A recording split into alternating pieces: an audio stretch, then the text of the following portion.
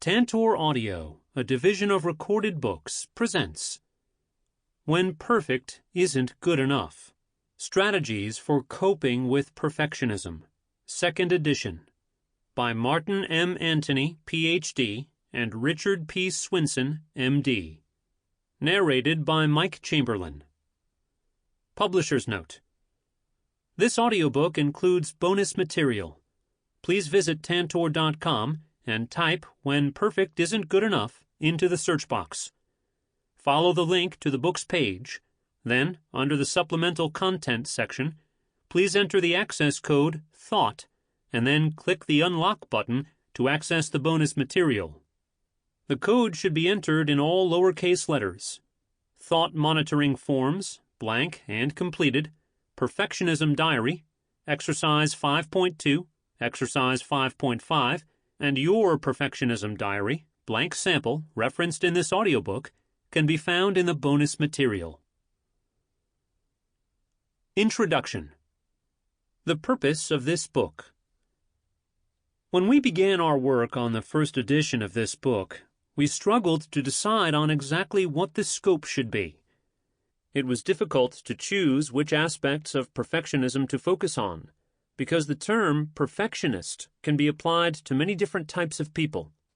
Consider the following examples. In an interview with Oprah Winfrey, Martha Stewart described herself as a maniacal perfectionist. In fact, according to a 2004 article in Forbes, Ms. Stewart allegedly once threatened to fire her stockbroker because she didn't like his company's telephone hold music. People who worked with director James Cameron on the blockbuster film Titanic often described him in interviews as being a perfectionist. They told stories of how he often lost his temper when things didn't go his way. In fact, Cameron's apparent temper, stemming from his insistence that his film crew meet his high standards, was the subject of many stories in the media around the time of the film's release. In 2003, French chef Bernard Loiseau committed suicide shortly after his restaurant's rating in the Michelin Red Guide was reduced from 19 of 20 to 17 of 20. The story is chronicled in Rudolf Chelminsky's 2005 book, The Perfectionist, Life and Death in Haute Cuisine.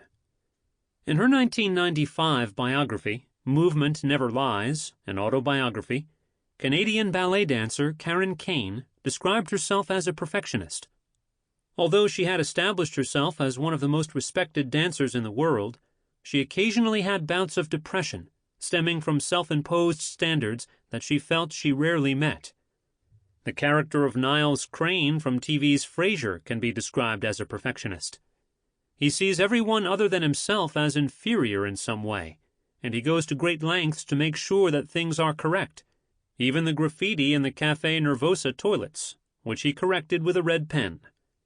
Other TV perfectionists include Monica Geller, Friends, Brie Vandekamp, Desperate Housewives, and Felix Unger, The Odd Couple. Although all of these individuals can be described as perfectionists, they are very different in the ways they express their perfectionism. In some of these examples, perfectionism is associated with anger. In others, perfectionism is associated with depression. And in some, perfectionism is associated with anxiety, inflexibility, or a lack of spontaneity. Despite these differences, the people in each of these examples share an important quality. In each case, there appears to be strict standards or expectations for oneself or others that either cannot be met or can only be met at a great cost. Perfectionism is often associated with certain psychological problems, including excessive anger, depression, anxiety, body image problems, and obsessive-compulsive behaviors. In fact, it's hard to imagine a comprehensive book on perfectionism that doesn't touch on these areas. Therefore, in writing this book, we chose to focus on methods of dealing with perfectionistic thoughts and behaviors in general, as well as perfectionistic thoughts and behaviors that are associated with specific psychological problems. In Part 1 of this book, we discuss general aspects of perfectionism, including the nature and impact of perfectionism and the role of thoughts and behaviors in maintaining perfectionism. Part 2 provides specific instructions on how to conduct a self-assessment of your perfectionism and how to use specific strategies to overcome perfectionistic thinking and related behaviors. In Part 2, we have added a new chapter on acceptance-based strategies. In Part 3, we discuss the association between perfectionism and specific psychological problems, such as depression, anxiety, and so on. These chapters will be helpful if you experience some of these issues. Part 4 includes a new chapter on preventing your perfectionism from returning. Do the strategies in this book work? When we wrote the first edition of this book, published in 1998, there was almost no research available on the treatment of perfectionism. There were well-established treatments available for the types of problems that are typically associated with perfectionism, like anxiety, depression, body image issues, obsessive-compulsive problems, and so on, but not specifically for perfectionism. That has all changed in recent years. In 2007, we published a study showing that treating social anxiety using the types of strategies described in this book led to changes not only in anxiety about social situations, but also reductions in perfectionism. Following treatment for social anxiety, participants in our study reported being less concerned about making mistakes and were less likely to doubt whether their actions were correct. However, this study didn't include a treatment focused specifically on perfectionism. Rather, the treatment was focused on anxiety. In another study, Riley and others used strategies that were similar to those in this book to provide 10 sessions of treatment designed to help people who suffer with high levels of perfectionism. In this study, the symptoms of 75% of the participants were significantly improved following treatment. In fact, scores on the main measure of perfectionism used in this study decreased by 46% for those who received the treatment, compared to only 7.6% for individuals who were on a wait list but didn't actually receive any treatment. In a third study, Australian researchers compared a pure self-help treatment for perfectionism, the first edition of this book actually, to a self-help treatment that included this book as well as brief contact with a therapist, 8 50-minute sessions. Participants in both treatments experienced a reduction in perfectionism, though people did best when the book was combined with guidance from a therapist. For example, 40% of individuals in the pure self-help treatment and 46% of individuals in the guided self-help treatment reported a significant reduction in concern over making mistakes. In summary, there is now emerging evidence that the strategies described in this book are helpful, both on their own and when combined with treatment by a professional therapist who has experience in using these methods. How to use this book. We recommend that you listen to all of the chapters in Parts 1, 2, and 4. In Part 3, you may wish to select chapters that are most relevant to you and listen to them thoroughly. It can also be helpful to listen to the other chapters, as you may recognize issues that you were not aware you had. Many of the chapters include exercises designed to change perfectionistic beliefs and behaviors. On its own, just listening to this book is unlikely to lead to a dramatic reduction in your perfectionistic thoughts and behaviors. To see real changes, it will be important to actually use the strategies described. This book isn't a replacement for obtaining help from a qualified mental health professional, and you may wish to seek professional help for your perfectionism and associated problems. The chapters in Part 3 describe treatments that have been effective for the particular clinical problems that are sometimes related to perfectionism. In addition, Chapter 6 includes ideas regarding how to find additional help if necessary. Obtaining a journal. The exercises in this book require you to answer specific questions and record relevant information. Therefore, it will be important to pick up a notebook or journal to use as you work through this book. Be sure to have your journal ready before beginning Chapter 1. Alternatively, you can complete the exercises on a computer. how not to use this book. A warning: don't try to do everything in this book perfectly. We describe many more techniques, strategies, and ideas than you could possibly use effectively. It is best to choose a relatively small number of techniques and practice them until you can use them well.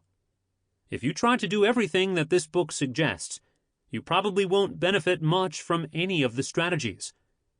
Instead, pick and choose techniques that seem most relevant to your problem. However, many of the strategies described in this book require repeated practice to be beneficial. If you find that a particular method is not working for you, you will need to decide whether to continue practicing that technique or to move on to another strategy.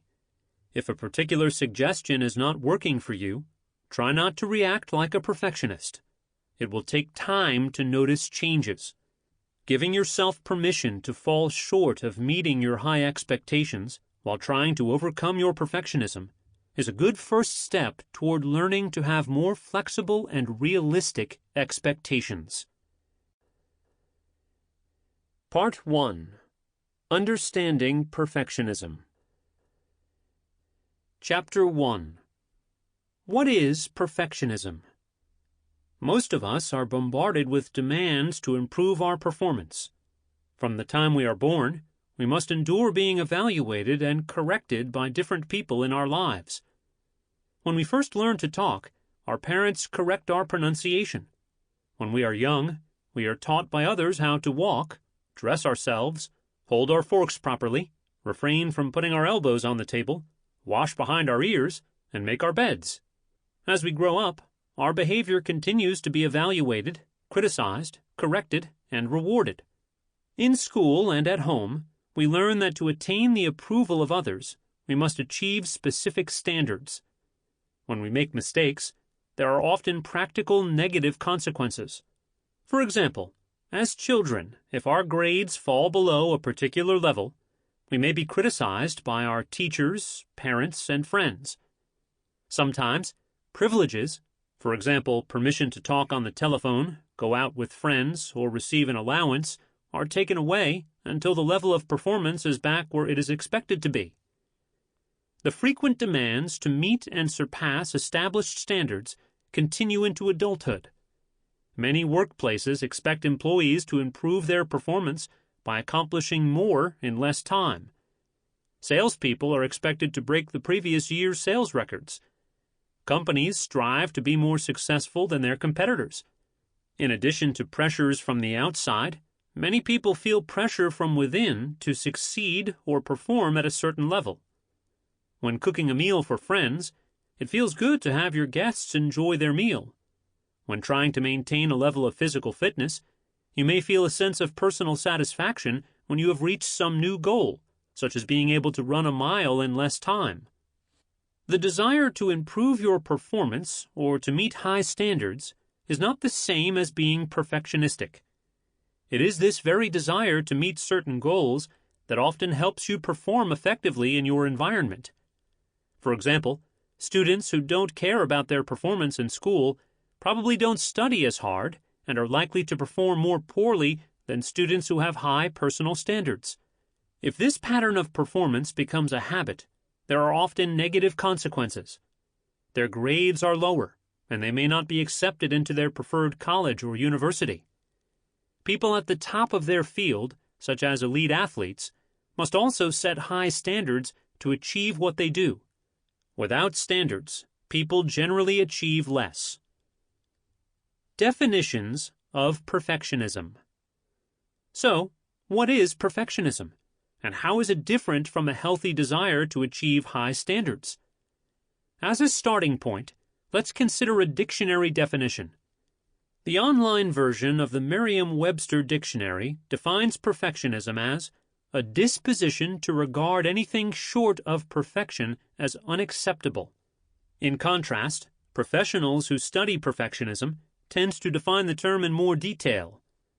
For example, in his frequently cited article in Psychology Today, psychiatrist David Burns defined perfectionists as people whose standards are high beyond reach or reason, and who strain compulsively and unremittingly toward impossible goals, and who measure their own worth entirely in terms of productivity and accomplishment. Burns pointed out that for these individuals, the drive to do well can actually impair performance. Multi-dimensional definitions of perfectionism. Recently, psychologists have begun to define perfectionism as a multi-dimensional concept. In other words, researchers increasingly view perfectionism as consisting of several different components or aspects. For example, Canadian psychologists Gordon Flett and Paul Hewitt have identified three main types of perfectionism: self-oriented perfectionism, other-oriented perfectionism, and socially prescribed perfectionism. Self-oriented perfectionism is a tendency to have standards for yourself that are unrealistically high and impossible to attain. These standards are self-imposed and tend to be associated with self-criticism and an inability to accept your own mistakes and faults. When self-oriented perfectionism is combined with negative life events or perceived failure, it can lead to difficulties with depression. Other-oriented perfectionism is a tendency to demand that others meet your unrealistically high standards. People who are other-oriented perfectionists are often unable to delegate tasks to others for fear of being disappointed by a less-than-perfect performance of the job. Other-oriented perfectionists may also have problems with excessive anger, relationship stress, and other difficulties related to their high expectations of others. Socially prescribed perfectionism is a tendency to assume that others have expectations of you that are impossible to meet. Socially prescribed perfectionists also believe that to gain approval from others, these high standards must be met. Unlike self-oriented perfectionism, in which expectations are self-imposed, in socially prescribed perfectionism, the high standards are believed to be imposed by others. Socially prescribed perfectionism can lead to feelings of anger at people who are perceived to have unrealistically high standards, depression if high standards are not met, or social anxiety, fear of being judged by other people. In addition to the three dimensions of perfectionism proposed by Hewitt and Flett, psychologist Randy Frost and his colleagues have also been influential with respect to increasing the understanding of the multi-dimensional aspects of perfectionism. However, unlike Hewitt and Flett, Frost and colleagues proposed 6 different dimensions of perfectionism, including tendencies to be overly concerned about making mistakes, to have overly high personal standards, to doubt whether one has done things correctly, to have an extreme need for organization, to have parents with unreasonably high expectations, and to have parents who are overly critical. In summary, there are several different ways in which perfectionism can be defined. Some researchers define perfectionism as a single concept or dimension. Others view perfectionism as consisting of several related dimensions.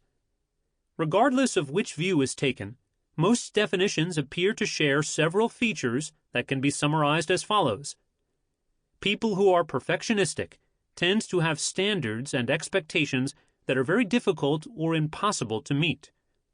Although having high standards is often helpful, perfectionism is associated with having standards that are so high that they actually interfere with performance. Perfectionism is often associated with other problems, such as anxiety and depression. Appropriately high standards versus perfectionistic beliefs. Most people have strong opinions about how they should perform and about how certain things should be done. Although some standards are helpful, other standards may not be.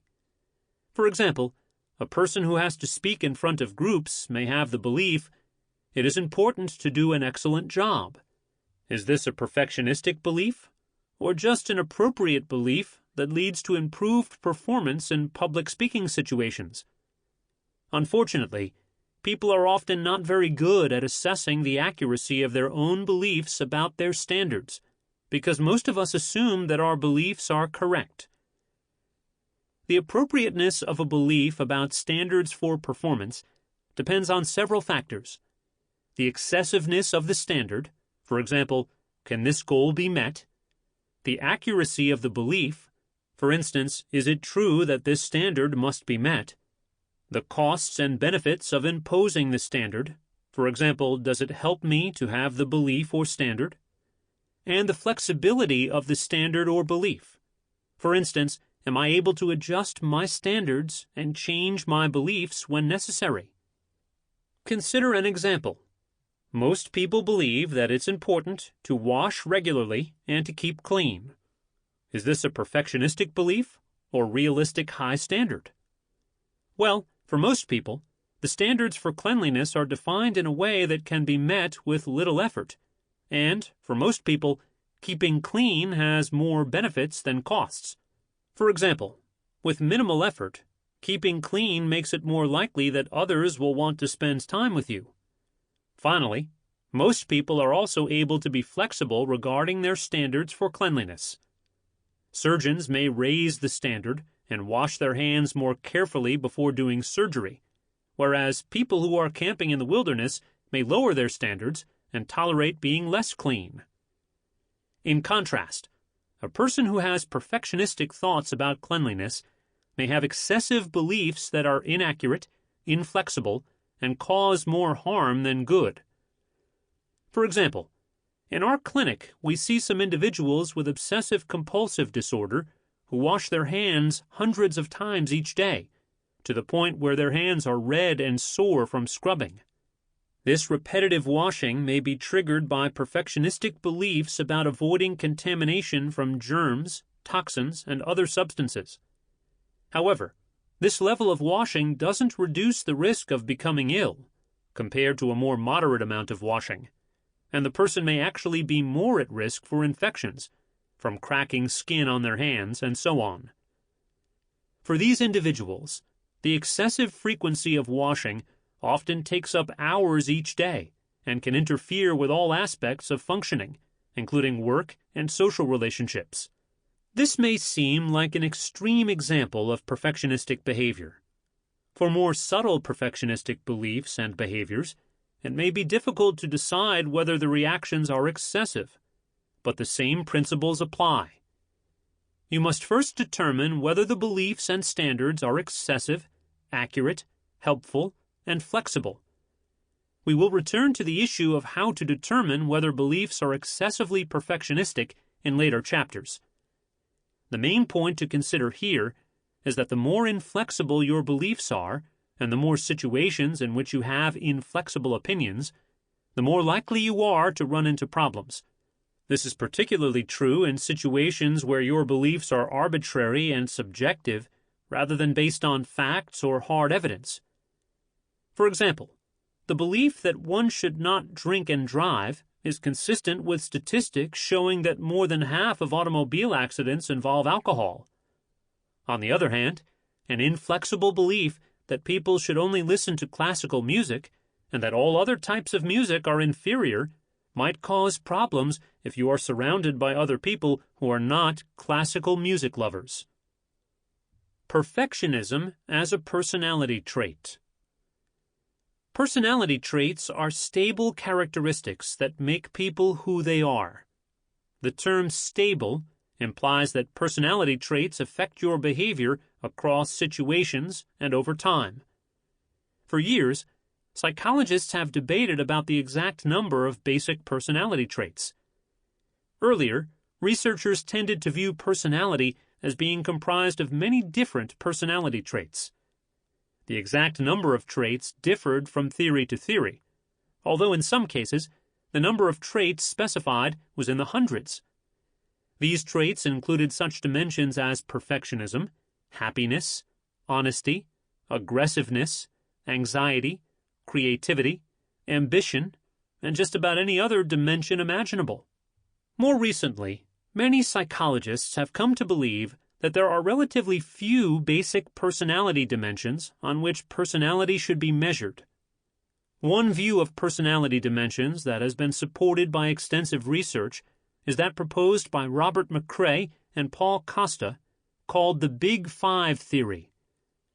According to this view, there are 5 main dimensions on which personality can be measured: neuroticism, the extent to which people are insecure and anxious versus the extent to which they are calm and secure; extroversion, the extent to which people are sociable and talkative versus the extent to which they are quiet and reserved; openness, the extent to which people are curious and imaginative versus the extent to which they are conventional and unimaginative; agreeableness, the extent to which people are good-natured and trusting versus the extent to which they are rude, suspicious, and irritable; and conscientiousness, the extent to which people are organized, reliable, and scrupulous versus the extent to which they are unreliable and careless.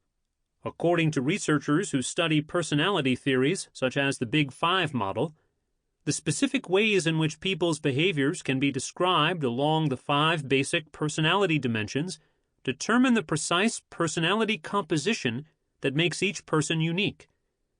This is similar to the way in which 3 primary colors, red, blue, and yellow, can be combined in different ways to produce all the different colors that we see. A number of the Big Five dimensions may contribute to perfectionism and related behaviors. For example, high levels of conscientiousness have been found to be associated with higher levels of self-oriented perfectionism. However, there is a clear need for more research on the relationship between perfectionism and the Big Five dimensions.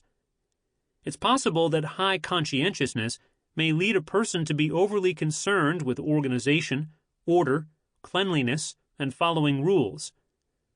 Neuroticism may contribute to the anxiety and poor self-esteem that is sometimes seen in perfectionists. Not being open may make it difficult for perfectionistic individuals to view situations in new and flexible ways. Finally, perfectionistic individuals who aren't very agreeable may also be harder on others who do not meet their high standards. Of course, personality traits alone don't determine our behavior. Behavior is the result of a complex interaction between personality traits and the situations in which we find ourselves. You may be a perfectionist in some situations and contexts, but not others. Areas prone to perfectionism. Here are some of the common areas in life in which unreasonably high standards can lead to problems. Performance at work or school.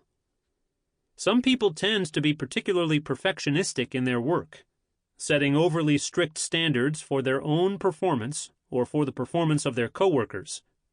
For example, a construction worker who is very concerned about having every measurement perfect may spend too much time measuring and remeasuring, only to find that jobs are never completed on time. Similarly, supervisors who have very strict standards regarding the time their staff should arrive at work may frequently become angry and frustrated when employees arrive for work a few minutes late. Finally, a student who believes that any grade that is less than an A is unacceptable may feel depressed for a week or more after receiving a B on a test or a paper. Neatness and aesthetics. People who are perfectionistic with respect to neatness and cleaning often spend so much time cleaning that little time is left for other activities. Sometimes people can have very rigid beliefs about what looks good and may have difficulty allowing someone else to see things differently. Perfectionism can interfere with a person's ability to get along with roommates or partners who don't meet these standards for cleanliness or aesthetics. For example, individuals who believe that the house should be vacuumed twice daily may have difficulty convincing their housemates to share equally in the labor, especially if the housemates believe that vacuuming once every week or so is enough. Organization and ordering. Perfectionism can be associated with a need to have things organized or ordered in a particular way. For example, some people might need to have all their clothes folded and stored in a particular order, for instance according to color, or they might spend hours each day making and revising lists of things that need to be done. Writing. Writing can be difficult for some people who are perfectionistic. Individuals who fear making mistakes when writing may take a long time to fill out forms, write letters, finish term papers and exams. Sample complete. Ready to continue?